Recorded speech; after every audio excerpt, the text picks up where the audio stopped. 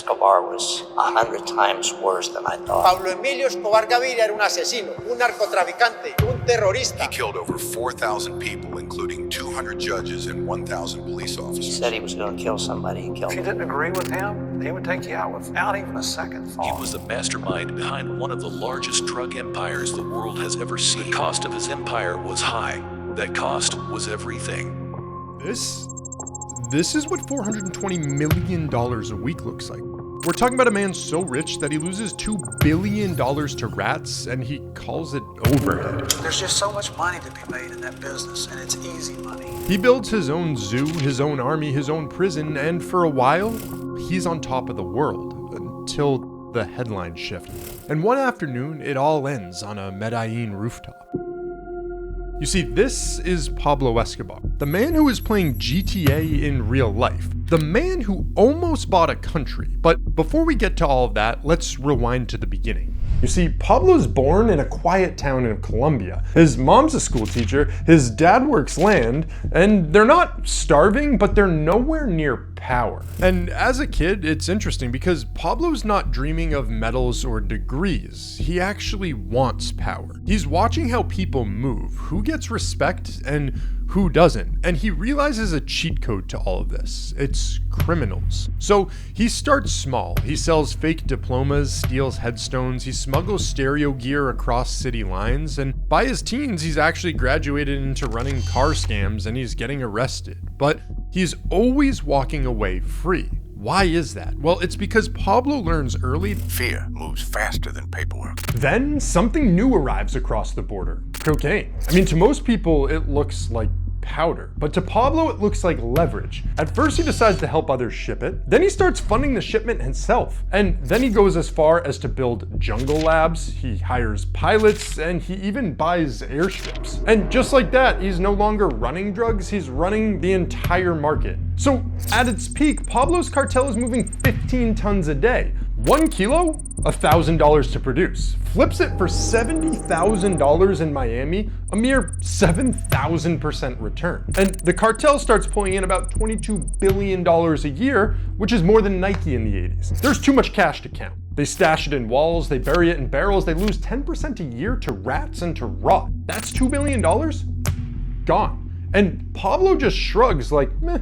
Cost of doing business. So you might be wondering, what does he do with the rest? And it's easy for him to spend money because what he does is he builds a kingdom, a 7,000 acre ranch with hippos, rhinos, helipads, mansions spread across the country. He's got bulletproof cars, he's hosting gold leaf parties, and still he's not satisfied. Now you have to realize that this money, it's blood money. It's not good. You kind of got to hide some of this stuff. So he does something that's completely unexpected. He starts building neighborhoods. He's handing out free groceries. He's funding soccer teams, and now he's calling himself a philanthropist. Locals are actually calling him Robin Hood, but they're not always cheering for him. You see, they're surviving because when it comes to Pablo, affection comes with terms. You do what he says and hey, he's your hero, but if you cross him, that is a completely different story. So it's 1982 when Pablo runs for Congress and wins. He walks out suited and smiling, the world's most wanted man in office. It doesn't make sense, but don't worry because it doesn't last. You see, Colombia's Minister of Justice, this guy, Rodrigo Lara, he calls him out on national TV. Es hora que abramos los ojos y veamos la luz.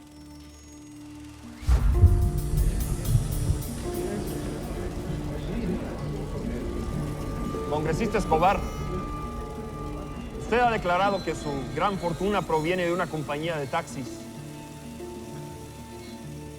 Esta fotografía claramente.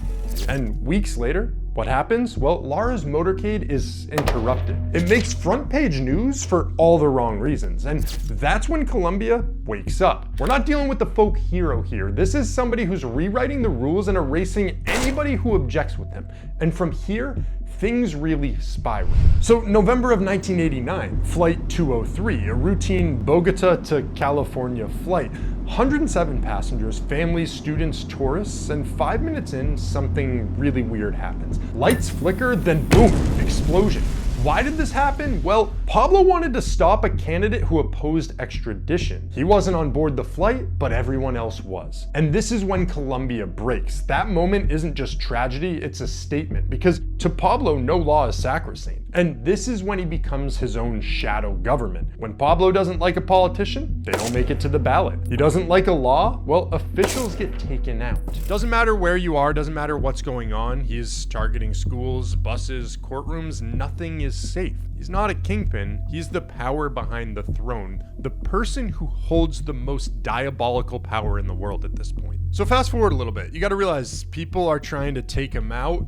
There's a lot of stress that comes with this, and in 1991, he actually decides to negotiate a deal. He says, I'll go to prison if I'm the one who builds it. And the government, I mean, they're exhausted, they're scared because they see what he's capable of, and they just agree. So he builds La Catedral, and this is not a jail really. This is a luxury villa. We're talking pool tables, TVs, parties, phones. He's got the safety of the police force now. Basically, he's still running the entire operation and he's protected. Now, within the confinement, there's no walls, there's no searches, and yes, he's still in charge. But here's the thing, power, well, it makes you careless because one day, two estranged lieutenants go inside and they disappear. Now this is the tipping point. The government decides enough is enough, that's too far, as if everything that's already happened wasn't enough. It's time for real jail. So they go inside, just before they can arrest him for good, he's vanished. And now's the thing, he's on the run, he's now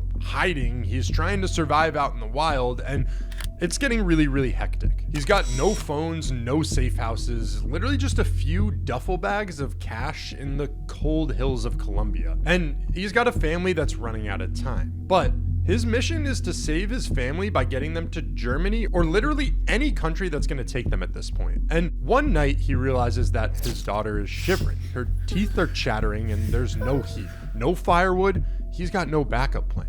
So Pablo, once the richest criminal on earth, opens up one of his last duffel bags and he starts pulling out bricks of cash. $2 million just gone in minutes, up in smoke, just to warm a room. And this isn't a metaphor. It's real paper, it's real fire, and it's real desperation. Now this is a man, again, who was once making $420 million a week, and now he's lighting what remains of his little cash like it's firewood. Because the entire empire is collapsing, and this is the first time, I think pretty much since his childhood, that Escobar isn't in control. He's just a dad, and he's trying to keep his daughter alive. And this is when every move that Pablo makes starts getting smaller and smaller. His network, well, it's broken. His rivals are hunting him down, they're circling in, and no country is willing to take his family. So desperate, Pablo makes a mistake. He ends up picking up the phone, and it's an old school landline, and he thinks that this is a safe move. But the search block, Colombia's elite task force is listening, and every call gives them a little bit of a breadcrumb. So they start closing in on Pablo, block by block, rooftop by rooftop. So December 2nd, 1993, Pablo calls his son, and he says, something feels off. And he's right, because moments later, the search unit locates the house, they surround it, radios buzz, Pablo tries to escape across the roof, barefoot, unarmed, cornered, and just like that, it all ends. On a red-tiled rooftop in Medellín, the world's most wanted man erased. Now, it's an absolutely crazy story, but Pablo Escobar made more money than most CEOs dream of, $420 million a week. That's a $30 billion net worth that he had at one point, and enough cash to lose $2 billion to rats and barely even notice. But in the end, here's the thing, no amount of cash could buy him peace, safety, or a future. He had the gold-plated guns, bulletproof cars, his own prison and zoo, but yet he died with less than $1 million on him, hunted, isolated, and removed. Now, Escobar proved that money can build anything, a ranch, a government, maybe even a country, but when you chase it without limits, it turns from a tool into a trap. Because if you make billions in a way that burns down everything that's around you, then eventually you have nothing left to spend it on. Not time, not trust, not even heat. And that's the story of Pablo Escobar, the man who made a fortune too big to spend and still lost everything.